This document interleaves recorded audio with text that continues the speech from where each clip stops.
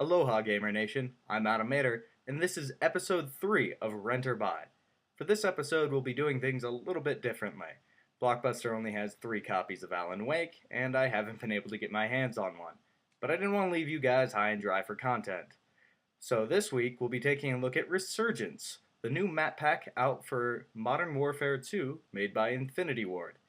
The map pack comes with 3 new maps and 2 old. The grand total for this download is $15. It's the same price as their last expansion, but a lot of people thought that was a little steep too. So is it worth it for 3 new maps and 2 you may have already played? We'll take a look at it. We'll start with Vacant and Strike, the 2 old maps from Modern Warfare 1. Vacant is a really tight, bottlenecky sort of map, and I was expecting more changes done to it, and they did it in a good way. You'll see over here, there's gates on that doorway, but as soon as a game mode changes, something unique happens. You'll notice right here, that doorway that had the gate on it before is now no longer there. That's because the game mode changed. Before he was on Team Deathmatch. Now, since there's an objective, bottlenecks are more important, so they open that pathway up. Overall, Vacant looks great. It's the same map as before, just, with the tweaks. Moving on to Strike, you'll see that the graphics have been touched up significantly on these maps. Specifically the lighting. It makes a huge difference seeing these maps with new shadows and light casted on different areas. It's really a great way to make such an old map look fresh, even to a veteran's eyes. But overall, they did a good job bringing these maps back. Modern Warfare 1 players will feel right at home on these maps, but it was very nostalgic looking at them all over again. I mean, they've sharpened everything up and added a bunch of new details into both of them. They've done an overall great job when you compare how much work they put into the last 2 old maps that they redid for the previous map pack. Now we'll take a look at the 3 new maps, which include Carnival, Fuel, and Trailer Park. Let's go ahead and start with the Carnival. Carnival is by far the map that is turning the most heads with this map pack. It's unique, and you definitely gotta give it originality points.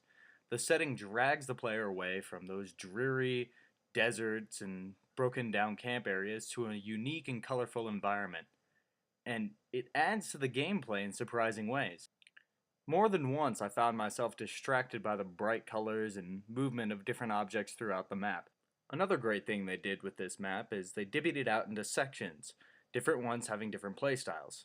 This funhouse the character just entered is great for shotgunning, as you can see.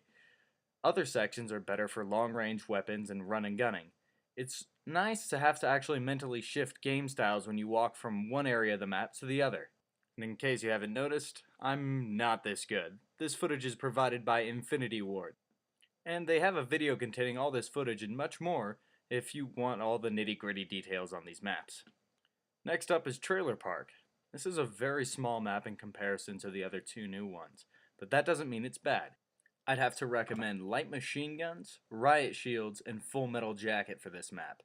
Riot shields are great for those tight corners. Light machine guns and full metal jackets can basically shoot through anything on this map, so just spray away and stop those headquarter cappers.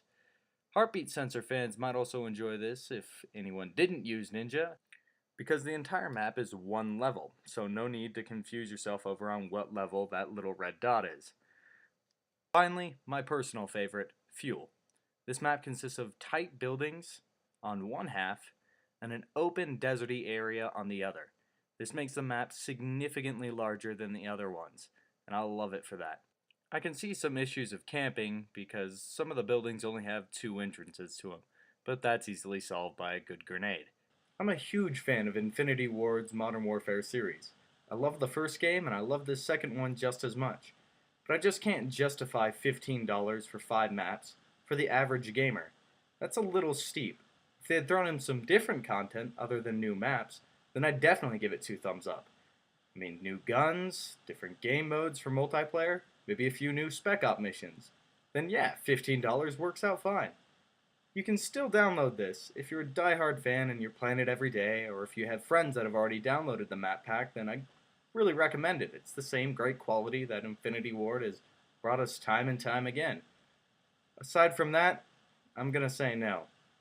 But that'll about do us for episode 3 of Rent or Buy.